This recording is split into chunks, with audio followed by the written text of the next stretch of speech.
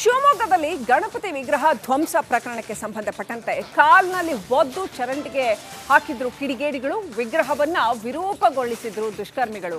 ಸೈಯದ್ ನ್ಯಾಮತ್ ಎಂಬುವರು ಈ ರೀತಿ ಮಾಡಿದ್ರು ಅಂತ ಹೇಳಲಾಗಿದೆ. ಅವ್ರನ್ನ ಇದೀಗ ಪೊಲೀಸರು ವಶಕ್ಕೆ ಪಡೆದಿದ್ದಾರೆ. ರಾಗಿಗುಡ್ಡ ಬಂಗಾರಪ್ಪ ಬಡಾವಣೆಯಲ್ಲಿ ಬಿಗಿ ಪೊಲೀಸ್ ಪಹರೆಯನ್ನ ಹಾಕಲಾಗಿದೆ.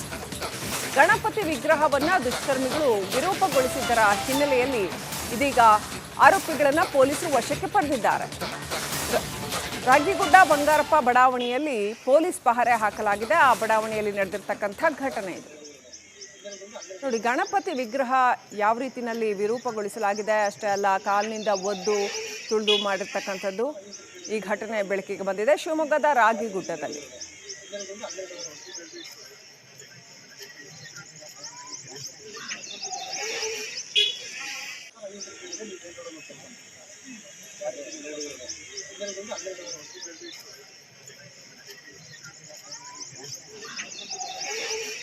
ಇದೀಗ ರಾಗಿಗುಡ್ಡದಲ್ಲಿ ಬಿಗಿ ಪೊಲೀಸ್ ಪಹರೆಯನ್ನ ಹಾಕಲಾಗಿದೆ. ಪ್ರತಿಷ್ಠಾಪಿಸಲ್ಪಟ್ಟಿದ್ದಂತಹ ಗಣಪತಿ ವಿಗ್ರಹ, ಆ ಗಣಪತಿ ವಿಗ್ರಹವನ್ನ ಕಿಡಿಗೇಡಿಗಳು ಧ್ವಂಸ ಮಾಡಿರುವಂಥದ್ದು ಕೇಳಿಬಂದಿದೆ.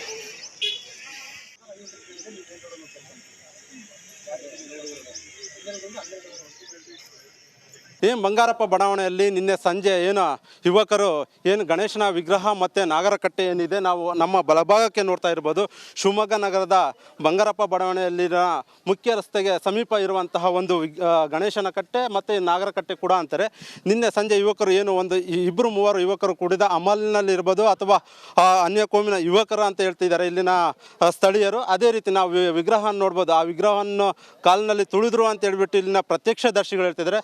ತುಳಿದಿದ್ದಷ್ಟೇ ಅಲ್ಲದೆ ಒಂದು ಚರಂಡಿಗೆ ಬಿಸಾಡಿದ್ರು ಅಂತ ಹೇಳ್ಬಿಟ್ಟು ಸಾಕಷ್ಟು ಇಲ್ಲಿನ ಗ್ರಾಮಸ್ಥರು ಪ್ರತ್ಯಕ್ಷದರ್ಶಿಗಳು ಹೇಳಿದ್ದಾರೆ. ಏಕೆಂದರೆ ಇಲ್ಲಿ ಒಂದು ಸಣ್ಣ ಸಮಸ್ಯೆ ಅಂದರೆ ನಮ್ಮ ಬಲಭಾಗಕ್ಕೆ ನೋಡ್ತಾ ಇರ್ಬೋದು, ಇಲ್ಲಿ ಒಂದು ಅನ್ಯಕೋಮಿನ ಮನೆ ಇದೆ. ಇಲ್ಲಿನ ಬಡಾವಣೆಯಲ್ಲಿನ ಸ್ಥಳೀಯರು ಹೇಳುವ ಪ್ರಕಾರ ಇದು ಅನ್ಯಕೋಮಿನ ಮನೆ. ಈ ಮನೆ ಎದುರಿಗೆ ನಮ್ಮ ದೇವರಾದಂತಹ ಗಣೇಶ ಮತ್ತು ಗಣೇಶನ ವಿಗ್ರಹ ಮತ್ತು ಗಣಪತಿ ಕಟ್ಟೆ ಇರಬಾರದು ಅನ್ನುವ ಒಂದು ಹಿನ್ನೆಲೆಯಲ್ಲಿ ಈ ಒಂದು ದುಷ್ಕೃತ್ಯವನ್ನು ಮಾಡಿದ್ದಾರೆ, ಎಸಗಿದ್ದಾರೆ ಅಂತ ಹೇಳ್ಬಿಟ್ಟು ಇಲ್ಲಿನ ಸ್ಥಳೀಯರು ಹೇಳಿದ್ದಾರೆ. ನಿನ್ನೆ ಸಂಜೆ ಇದ್ದಾನೆ ಕೂಡ ಇಲ್ಲಿನ ಶಿವಮೊಗ್ಗ ಪೊಲೀಸರು ಕೂಡ ಬಂದೋಬಸ್ತನ್ನು ನೋಡ್ತಿರ್ಬೋದು. ನಾವು ಏನಂದರೆ ನಿನ್ನೆ ಸ್ಥಳ ಮಾಜೂರು ಮಾಡಲಿಕ್ಕೆ ಆಲ್ರೆಡಿ ಬಂದಿದ್ದಾರೆ.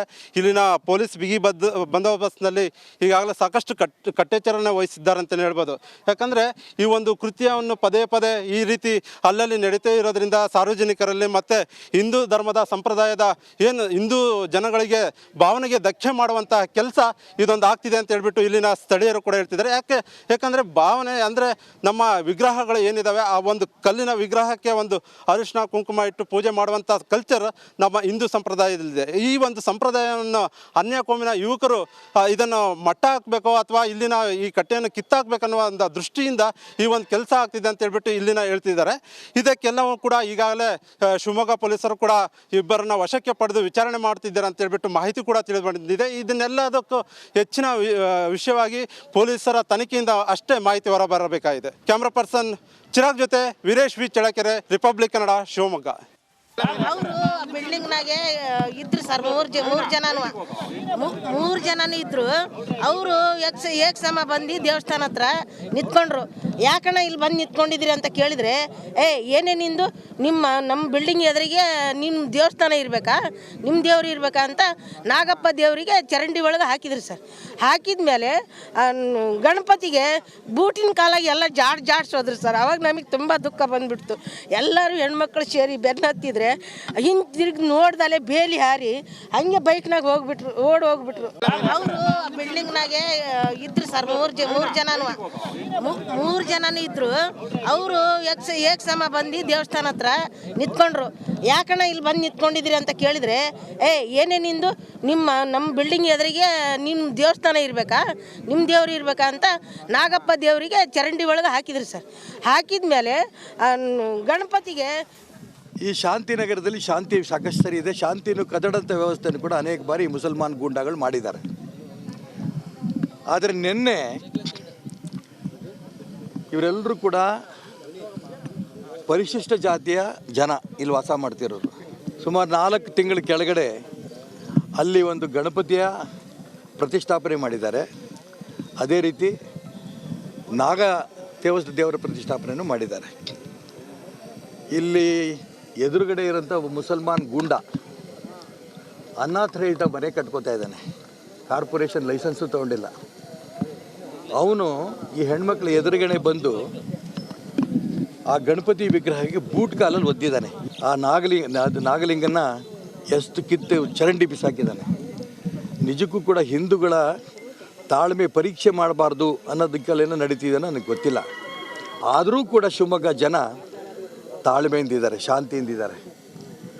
ನಾನು ಮಾನ್ಯ ಮುಖ್ಯಮಂತ್ರಿಗಳು ಕೇಳೋಕ್ಕೆ ಇಷ್ಟಪಡ್ತೀನಿ, ಶಿವಮೊಗ್ಗ ಜಿಲ್ಲೆನ ಈ ರೀತಿ ಆ ಒಂದು ಝೋನಿಗೆ ಸೇರಿಸಿರ್ಬೇಕಾದ್ರೆ ಇಲ್ಲಿ ಪೊಲೀಸ್ ಇಲಾಖೆಗೆ ಹೆಚ್ಚಿನ ಆದ್ಯತೆ ಕೊಟ್ಟು ಇದು ಕಂಟ್ರೋಲ್ ಮಾಡಬೇಕು ಅಂತ ನೀವು ತೀರ್ಮಾನ ಮಾಡಿರ್ಬೇಕಾದ್ರೆ ನೀವೇನು ಇದ್ರ ಬಗ್ಗೆ ಈ ಮುಸಲ್ಮಾನ್ ಗೂಂಡಾಗಳ ಬಗ್ಗೆ ಏನು ಕ್ರಮ ತಗೋತೀರಿ? ಈ ಪೊಲೀಸ್ ಅಧಿಕಾರಿಗಳೆಲ್ಲ ಹೇಳಿದ್ದಾರೆ, ಇವತ್ತು ಸಂಜೆ ಒಳಗೇ ನಾವು ಯಾರು ಈ ಬದುಕು ಮಾಡಿದಾರೋ ಮುಸಲ್ಮಾನ್ ಗೂಂಡಾಗಳು ಅವ್ರು 3 ಜನನೂ ಅರೆಸ್ಟ್ ಮಾಡೇ ಮಾಡ್ತೀವಿ. ನಾವು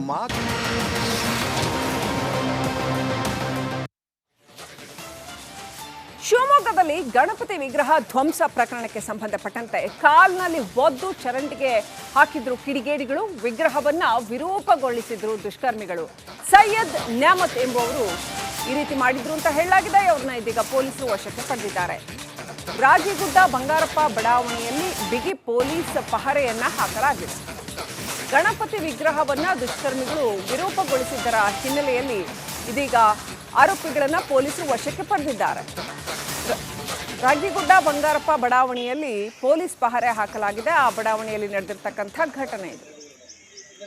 ನೋಡಿ, ಗಣಪತಿ ವಿಗ್ರಹ ಯಾವ ರೀತಿಯಲ್ಲಿ ವಿರೂಪಗೊಳಿಸಲಾಗಿದೆ ಅಷ್ಟೇ ಅಲ್ಲ, ಕಾಲಿನಿಂದ ಒದ್ದು ತುಳಿದು ಮಾಡಿರ್ತಕ್ಕಂಥದ್ದು ಈ ಘಟನೆ ಬೆಳಕಿಗೆ ಬಂದಿದೆ ಶಿವಮೊಗ್ಗದ ರಾಗಿಗುಡ್ಡದಲ್ಲಿ.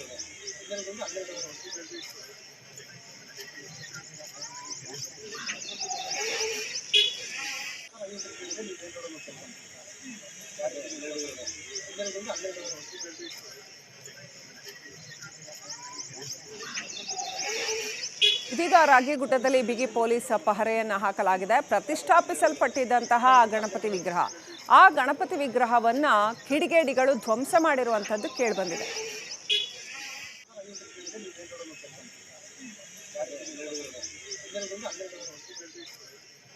ಬಂಗಾರಪ್ಪ ಬಡಾವಣೆಯಲ್ಲಿ ನಿನ್ನೆ ಸಂಜೆ ಯುವಕರು ಗಣೇಶನ ವಿಗ್ರಹ ಮತ್ತು ನಾಗರಕಟ್ಟೆ ಏನಿದೆ ನಾವು ನಮ್ಮ ಬಲಭಾಗಕ್ಕೆ ನೋಡ್ತಾ ಇರ್ಬೋದು.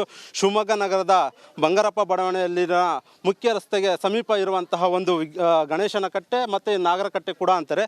ನಿನ್ನೆ ಸಂಜೆ ಯುವಕರು ಇಬ್ಬರು ಮೂವರು ಯುವಕರು ಕೂಡಿದ ಅಮಲ್ನಲ್ಲಿರ್ಬೋದು ಅಥವಾ ಅನ್ಯ ಕೋಮಿನ ಯುವಕರು ಅಂತ ಹೇಳ್ತಿದ್ದಾರೆ ಇಲ್ಲಿನ ಸ್ಥಳೀಯರು. ಅದೇ ರೀತಿ ನಾವು ವಿಗ್ರಹ ನೋಡ್ಬೋದು. ಆ ವಿಗ್ರಹವನ್ನು ಕಾಲಿನಲ್ಲಿ ತುಳಿದ್ರು ಅಂತ ಹೇಳ್ಬಿಟ್ಟು ಇಲ್ಲಿನ ಪ್ರತ್ಯಕ್ಷದರ್ಶಿಗಳು ಹೇಳ್ತಿದ್ದಾರೆ. ತುಳಿದಿದ್ದಷ್ಟೇ ಅಲ್ಲದೆ ಒಂದು ಚರಂಡಿಗೆ ಬಿಸಾಡಿದ್ರು ಅಂತ